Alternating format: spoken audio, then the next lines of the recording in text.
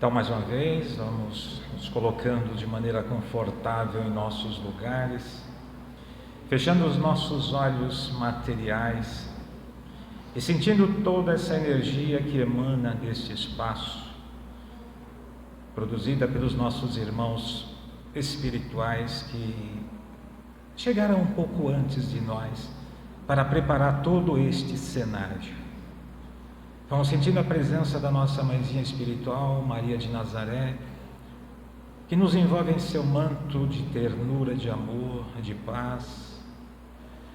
Neste momento, essa mãezinha terna, meiga, que nos ama imensamente, nos leva até a presença do seu Filho, nosso irmão Jesus.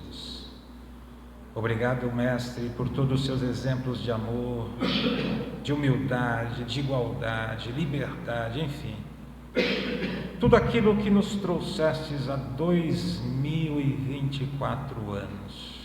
De mãos dadas com o Mestre, chegamos até o nosso Pai, nosso Criador, a quem tudo devemos, passado, presente e futuro. Obrigado, Pai, por mais esta oportunidade, por mais esta reencarnação bendita. E como forma de amor e gratidão dizemos: Pai nosso que estais nos céus, santificado seja o vosso nome, venha a nós o vosso reino, seja feita a vossa vontade aqui na terra, como em todo o universo. O pão nosso de cada dia dá-nos hoje. Perdoa, Pai, as nossas dívidas na medida que vamos perdoando os nossos devedores, mas não nos deixes cair em tentação, livra-nos de todos os males, principalmente de praticá-los. Que assim seja, que assim seja. Mais uma vez, boa noite, eu sou José Porto, trabalhador voluntário desta casa que nos acolhe com muito amor. E hoje vamos falar de um tema que nos diz muito respeito. É um tema que restaura toda a nossa afiliação, todo o nosso bem-estar.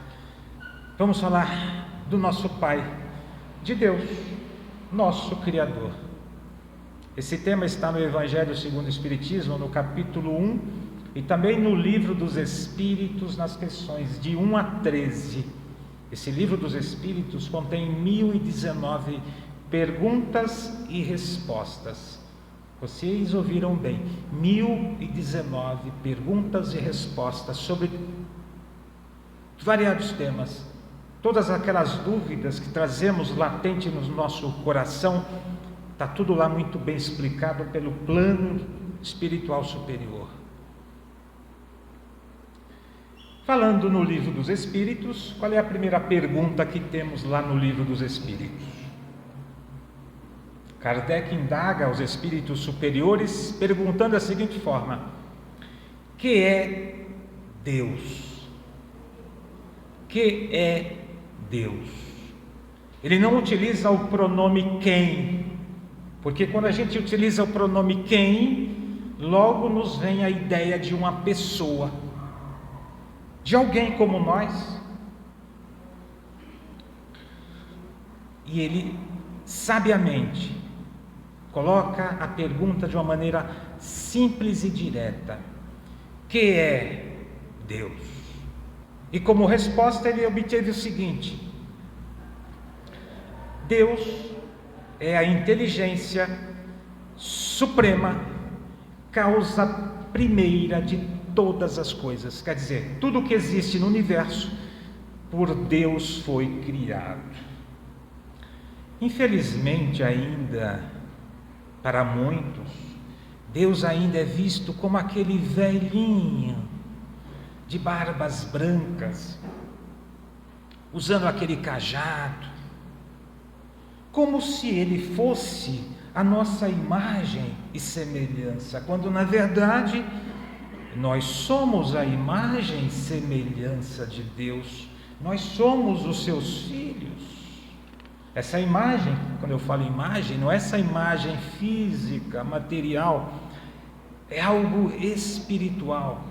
Se Deus é espírito, nós somos filhos dele, logo somos também espíritos, centelhas divinas. E como centelhas divinas, espíritos que somos, trazemos ainda na nossa intimidade, em estado latente, todos os seus atributos: bondade, misericórdia, igualdade, fraternidade, em estado latente, adormecido. E o que nós temos que fazer? Despertar todos esses valores. Outra pergunta no Livro dos Espíritos, a quarta pergunta, pergunta 4. Se nós já acreditamos que Deus existe, Kardec, como grande indagador, pesquisador, pedagogo, ele vai explorar essa oportunidade que ele teve de consultar novamente o plano espiritual superior e vai perguntar o seguinte: como provar que Deus realmente existe? Tudo bem que ele exista, mas como provar sua existência? E os nossos irmãos espirituais, de uma maneira tranquila e simples, vai falar de uma forma que todos nós iremos entender sem nenhuma dúvida. Vai dizer o seguinte sobre como provar a existência de Deus. Provamos a existência de Deus. Aí eles utilizam aqui uma palavrinha difícil, mas no final a gente vai entender muito bem. Provamos a existência de Deus em um axioma. O que é um axioma? Axioma é uma verdade indiscutível, é uma verdade irrefutável, é uma verdade que todos a temos como tal. E que verdade é essa? Provamos a existência de Deus em um axioma, em uma verdade absoluta. Que verdade absoluta é essa? Não há efeito sem causa. Tudo que existe por alguém foi criado. Por exemplo, quem construiu esse prédio? Quem planejou a nossa cidade, o nosso bairro? Arquitetos, engenheiros civis, se utilizando de uma mão de obra especializada. Agora, quem criou o universo? Os astros, os planetas, as galáxias? Foi o homem? Óbvio que não. Então há um Criador, sem dúvida alguma. E quem é esse Criador? É exatamente essa inteligência suprema, causa primeira de todas as coisas. Então fica fácil de entender. Todos nós admitimos que nada surge por acaso. Admitir que as coisas surgiriam por acaso seria o mesmo que, diante de um monte de ferro, alumínio, tecido, borracha e outros materiais tais, passando por um processo de combinação aleatória, ou seja, um processo de combinação casual, tornasse, a partir de um passe de mágica, por exemplo, um automóvel. E a gente sabe que não é assim que acontece. Temos os elementos, mas alguém tem que planejar, tem que projetar, tem que executar a obra. Do contrário, ela não vai se manifestar, ela não vai ser concluída. Os nossos irmãos ateus, eles têm uma tese para negar Deus. Eles simplesmente não acreditam que Deus realmente exista. E há uma razão para isso. Qual é a razão que eles utilizam para não acreditar que Deus não exista? Porque eles veem a vida, eles concebem a vida no espaço entre o berço e o túmulo, ou seja, uma visão totalmente materialista da vida. Eles não consideram que há a anterioridade do espírito, a anterioridade da alma e nem a continuidade após o túmulo. Então, dentro dessa visão limitada, Sem dúvida que eles têm até um pouco de razão, mas na hora que você devassa o passado e avança no futuro, sem dúvida alguma a gente sai dessa imobilização, desse estado de caos profundo com relação à vida. Então, a doutrina espírita vem. O espiritismo foi codificado por Allan Kardec na França no ano de 1858. Em 2024, em abril de 2024, estará fazendo 166 anos apenas da existência da doutrina espírita, e isto tem mudado drasticamente a nossa vida para melhor. Ela veio dar sentido aos nossos sentimentos, às nossas emoções. Ela veio nos mostrar a causa daquilo que nos tira o sono, a alegria, o sossego, e também vem mostrar o caminho que vai nos levar à felicidade. Então, se hoje a gente tem uma questão para ser resolvida, e a gente olha para essa existência e não ver nada que possa ter nos levado àquela situação, a gente já não mais nos julgamos pessoas que não mereciam estar passando por aquela condição. Não. Se a causa das nossas dificuldades não está nesta existência, obviamente a gente vai encontrar em outras existências. Mas a gente pode continuar questionando, mas por que eu não lembro? Por que do esquecimento? Por que do esquecimento? Aí vem a misericórdia do Pai, a bondade e a justiça de Deus, nos dizer que o esquecimento é muito importante, porque o esquecimento nos faz começar de novo. Vocês já imaginaram, diante de uma mãe que amamenta o seu filho, que o ama, não é? Com todas as suas forças, se não houvesse o esquecimento, se aquela criatura pudesse acessar o passado e descobrir que numa vida anterior, ou em vidas anteriores, aquela mãe que hoje o amamenta, negou o direito de nascer naquela outra oportunidade. Já imaginaram como seria essa relação de insegurança, de desconforto? Diante de um parente que divide o mesmo teto conosco, se a gente conseguisse devassar o passado e descobrisse que lá atrás ele foi um nosso carrasco, alguém que nos tirou a vida, como seria essa convivência? Então Deus faz com que esse véu caia e que a gente temporariamente esqueçamos esse passado, para que haja uma oportunidade da reconciliação. Podem ter certeza, os nossos maiores adversários estão sob o mesmo teto, está na mesma família, porque estando na mesma família, cria-se condições, meios de haver o reajustamento. Então aquele amigo que mora longe, que a gente gosta, que admira e que ama, não precisa mais estar muito próximo, porque já houve essa reconciliação em outras oportunidades. Então viver com qualidade requer esta profundidade em relação ao que é verdadeiramente a vida. Senão a gente passa por todo esse processo reencarnatório, duvidando, blasfemando, nos deprimindo, achando tudo isso muito pesado, muito desmerecedor, sem alegria de viver, sem tranquilidade, e os dias, as horas, os minutos vão se arrastando, o tempo vai nos corroendo, nos corrompendo de tal forma que muitos ainda saem da vida pela porta do suicídio, por não saber exatamente o que é viver.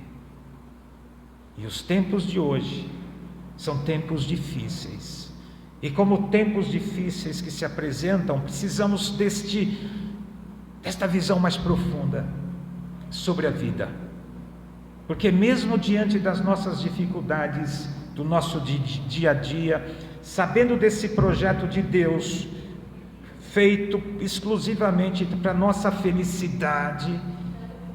Se não é possível ser feliz totalmente aqui na terra, nos dias de hoje, logicamente, essa felicidade pode começar a ser construída ainda nessa existência. E cada vez que a gente retorna num corpo de carne, através da reencarnação, vamos acumulando esses valores, até que um dia não será mais necessário a volta, a reencarnação. Todo o processo evolutivo se dará no plano espiritual. Então, diante dessa proposta libertadora, esclarecedora, nos leva a acreditar, a ter convicção que nós somos os autores das nossas próprias vidas. Somos os arquitetos, somos os engenheiros da nossa felicidade. Somos todos iguais. E se somos todos iguais, o que nos tornam diferentes? Puxa vida, você fala que somos todos iguais porque o meu irmão é diferente de mim na maneira de se colocar, na maneira de pensar, na maneira de lidar com as dificuldades.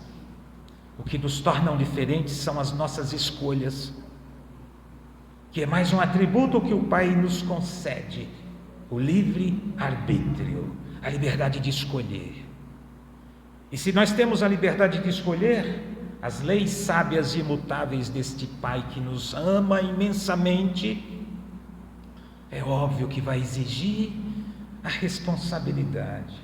Filho, você plantou, filho, você precisa colher, para que no futuro não repita o mesmo erro, o mesmo equívoco, não venha a semear a mesma semente, a semente do equívoco, do erro, e sim a semente do amor, da bondade, da disciplina, da lucidez, da coerência, a semente de olhar para nós e nos vermos, assim como os nossos semelhantes, que todos nós somos uma obra em estado de execução. Não há ninguém pronto na terra. Ninguém que está pisando hoje nesse solo terreno é verdadeiramente perfeito. Se não há essa perfeição, por que essa nossa rigidez perante o nosso semelhante? Exigir dele aquilo que a gente não tem. E aí a gente nós mesmos vamos nos massacrando, vamos nos deprimindo, porque queremos impor um padrão ao nosso semelhante que nós mesmos não adotamos. Se queremos adotar, se queremos ser exemplos de conduta, façamos primeiro a nossa parte. Sejamos o exemplo para que todos aqueles que convivem conosco possam nos observar e, a partir dessa observação, ver que somos verdadeiramente felizes, bem resolvidos, de bem com a vida. Perguntar: qual o segredo desta vida, não digo perfeita, mas de um caminho já traçado com sabedoria? Sejamos observadores, sejamos aqueles que se debruçam não sobre a vida do semelhante, mas sobre as nossas próprias vidas. E se a gente tiver que olhar para o nosso semelhante e verificar que há algo de errado há nele, que seja uma análise psicológica, algo que possamos identificar também. E se lá atrapalha a vida do nosso irmão, obviamente estará atrapalhando a nossa vida também. Então Deus, na sua concepção, segundo as informações do plano espiritual superior, é esse ser eterno, espiritual, misericordioso, amoroso, soberanamente bom e justo. Se nós somos imperfeitos e queremos o melhor para os nossos filhos, imaginem aquele pai que é soberanamente perfeito. Vocês percebem, vocês acreditam que Ele estaria trabalhando contra a nossa felicidade? De forma alguma. Se hoje nós temos dificuldades, é que nós mesmos a criamos, através das nossas escolhas equivocadas. E se nós mesmos as criamos, também temos a capacidade de eliminá-las, de sublimá-las, tendo essa visão imortalista da vida. Não se prender a esse espaço mínimo de tempo que nós permanecemos dentro de um corpo de carne. Por mais tempo que aqui estejamos, não é nada diante da eternidade. Que passemos aqui 100 anos, não é nada diante da eternidade. Possamos voltar para os nossos lares reflexivos, tendo esse Pai como verdadeiramente um Pai de amor, de liberdade, de igualdade, de fraternidade. E um dia, com a nossa visão totalmente desimpedida, totalmente desanuviada de tudo aquilo que nos oblitera os sentidos, vamos agradecer pessoalmente a este Pai de amor e de bondade. Durante muito tempo, muitos filósofos tentaram avaliar, conceituar o nosso Pai Criador, mas a melhor definição filosófica fluiu dos lábios de Jesus, quando Ele disse: meu Pai, nosso Pai.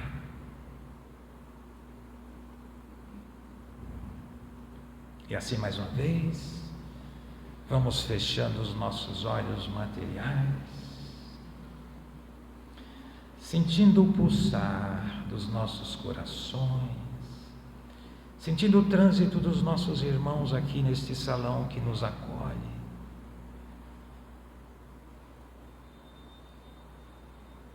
E a voz desse mestre dos mestres, desse irmão magnânimo, que desceu do seu reino de glória e veio ter aqui com nós, nos trazendo pessoalmente o código da felicidade. E esse código da felicidade nos convida ao amor, ao respeito, à fraternidade, à igualdade. Que sejamos gratos a este irmão, praticando todos os seus ensinamentos, e como prêmio, e como presente, todos herdaremos a terra regenerada, a terra do amor, da felicidade, onde todos seremos irmãos, onde todos nos respeitaremos, onde todos trabalharemos pela felicidade de todos. Que assim seja. Ótimo tratamento a todos, um grande ano de 2024, que possamos refletir durante toda a semana sobre o nosso Pai Criador. Até uma próxima oportunidade. Boa noite.